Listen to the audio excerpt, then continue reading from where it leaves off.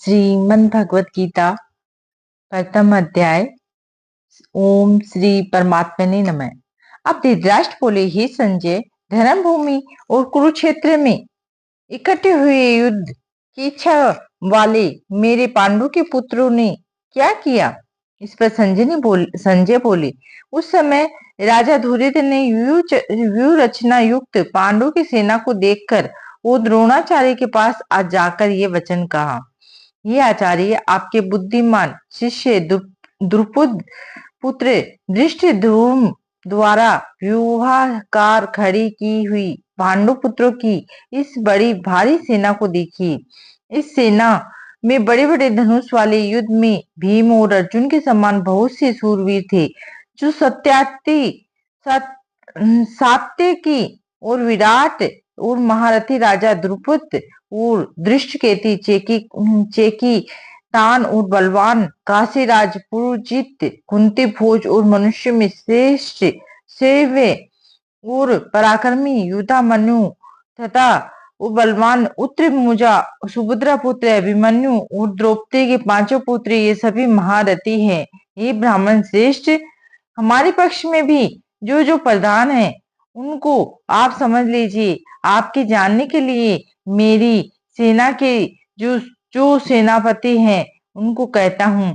एक तो स्वयं आप और पिता में भीष्म और कर्ण और संग्राम विजय कृपाचार्य तथा वैसे ही अक्षयधामा और विकर्ण और सोमदत्त का पुत्र पुरुष सर्वा और तथा और भी बहुत सूरवीर अनेक प्रकार की सहस्त्र अस्त्रों से युक्त, मेरे लिए जीवन की आशा को त्यागने वाले सबके सब युद्ध में चतुर हैं। हे भीष्म पितामह द्वारा रक्षित हमारी वह सेना सब प्रकार से अजय है और भीम के द्वारा रक्षित इन लोगों की यह सेना जीतने में सुगम है। इसीलिए सब मोर्चों पर अपनी अपनी जगह स्थित रहते हुए आप लोग सबके सब निसंदेह भीष्म पितामह की ही ओर से रक्षा करे। इस प्रकार द्रोणाचार्य से कहते हुए दुर्योधन वचनों को सुनकर कौरवों में वृद्ध बड़े प्रतापी पितामह और भीष्म ने उस दुर्योधन के हृदय में हर्ष उत्पन्न करते हुए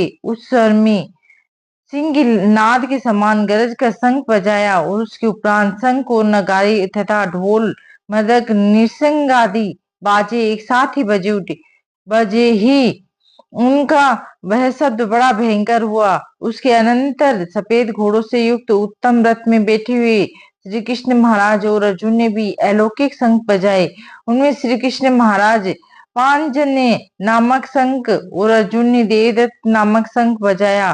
भयानक कर्म वाले भीमसेन पांडु के नामक महाशंख बजाया और कुंती पुत्री राजा युधिष्ठिर ने अनंत विजय नामक शंख और नकुल और सहदेव ने सुघोष और मणि पुष्पक नाम वाले शंख बजाए। श्रेष्ठ धनुष वाले काशीराज और महारथी शिखंडी और दृष्टद्युम्न तथा राजा विराट और अजय सात्यकी तथा राजा द्रुपद और द्रौपदी के पांचों पुत्र बड़े भुजा वाले सुभद्रा पुत्र अभिमन्यु, इन सब ने हे राजन अलग अलग शंख बजाए। उस भयानक शब्द ने आकाश और पृथ्वी को शब्दायमान करते हुए धृतराष्ट्र पुत्रों के हृदय में विदीर्ण कर दिए। हे राजन, उसके उपरांत कपिध्वज अर्जुन ने खड़े हुए धृतराष्ट्र पुत्रों को देखकर उस शस्त्र चलने की तैयारी के समय धनुष उठाकर हंसी के श्री कृष्ण महाराज से वचन कहा, हे अच्युत, मेरे रथ को दोनों सेनाओं के बीच में खड़ा करिए, जब तक मैं इस स्थिति और युद्ध की कामना वालों को अच्छे प्रकार देख लूं कि इस युद्ध रूप व्यापार में मुझे किन किन के साथ युद्ध करना योग्य है। हे दुर्विधि दुर्योधन का युद्ध में कल्याण चाहने वाले जो ये राजा लोग इस सेना में आए हैं, उन युद्ध करने वालों को मैं देखूंगा। तो संजय बोले, हे धृतराष्ट्र, अर्जुन के द्वारा इस प्रकार कहे हुए महाराज श्री कृष्णचंद्र ने दोनों सेनाओं के बीच में भीष्म और द्रोणाचार्य के सामने और संपूर्ण राजाओं के सामने उत्तम रथ को खड़ा करके ऐसे कहा कि हे पार्थ, इन इकट्ठे हुए कौरवों को देख। उसके उपरांत पिता पुत्र अर्जुन ने उन दोनों की सेनाओं में स्थित हुए पिता के भाइयों को, पितामहों को और आचार्य को, मामों को, भाइयों को और पुत्रों को, पुत्रों को तथा मित्रों को, ससुरों को और सहृदयों को भी देखा। इस प्रकार उन खड़े हुए संपूर्ण बंधुओं को देखकर वे अनंत करुणा से युक्त हुए कुंती पुत्र अर्जुन शोक करते हुए बोले, हे कृष्ण, इस युद्ध की इच्छा वाले खड़े हुए सज्जन समुदाय को देखकर मेरे अंग शिथिल हो जाते हैं और मेरा मुख भी सूखा हो जाता है और मेरे शरीर में कंप तथा रोमांच होता है तथा हाथ में गांडी धनुष गिरता है, त्वचा भी बहुत जलती है तथा मेरा मन भ्रमित सा हो रहा है। इसीलिए मैं खड़ा रहने की को भी समर्थ नहीं हूँ। हे कैसे लक्षणों को विपरीत ही देखता हूँ तथा युद्ध में अपने कुल को मारकर कल्याण भी नहीं देखता। हे कृष्ण, मैं विजय नहीं चाहता और राज्य तथा सुखों को भी नहीं चाहता। हे गोविंद, हमें राज्य से क्या प्रयोजन है अथवा भोगों से और जीवन से भी क्या प्रयोजन है, क्योंकि हमें जिनके लिए राज्य भोग समुदायक इच्छित है वे ये सब धन और जीवन की आशा को त्याग कर युद्ध में खड़े हैं। जो गुरुजन, ताऊ, चाचे, लड़के और वैसे ही दादा, मामा, ससुर, पोते, साले तथा और भी संबंधी लोग हैं। इसीलिए हे मधुसूदन, मुझे मारने वाले भी अथवा 3 लोक के राज्य के लिए भी मैं इन सबको मारना नहीं चाहता, फिर पृथ्वी के लिए तो कहना ही क्या। हे जनार्दन, धृतराष्ट्र पुत्र को मारकर भी हमें क्या प्रसन्नता होगी। जिन इन आतताइयों को मारकर तो हमें पाप ही लगेगा ही से। हे माधव, अपने बांधव धृतराष्ट्र के पुत्र को मारने के लिए हम योग्य नहीं है, क्योंकि अपने कुटुंब को मारकर हम कैसे सुखी होंगे। यद्यपि लोभ से भ्रष्ट चित हुए ये लोग कुल के नाश कृत्य दोस्त को और मित्रों के साथ विरोध करने में पाप को नहीं देखते, परंतु हे जनार्दन, कुल के नाश करने से होते ही हुए दोष को जानने वाले हम लोगों को इस पाप से हटने के लिए क्यों नहीं विचार करना चाहिए, क्योंकि कुल के नाश होने से सनातन कुल धर्म नष्ट हो जाते हैं। धर्म के नाश होने से संपूर्ण कुल का पाप बहुत ही दबा लेता है।